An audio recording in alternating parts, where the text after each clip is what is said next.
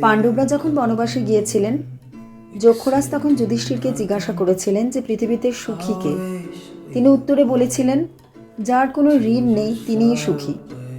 আর আমাদের মতন হাউসওয়াইফদের যদি জিজ্ঞাসা করা হয় যে সুখ কোথায় বা সুখী কে, তাহলে বলবো যার মানসিক শান্তি রয়েছে সেই সুখী।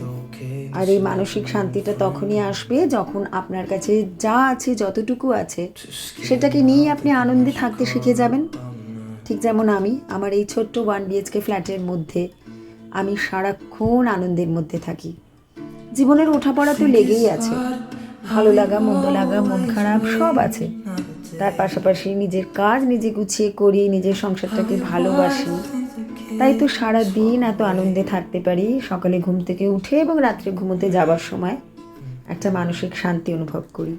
কি ঠিক বললাম তো?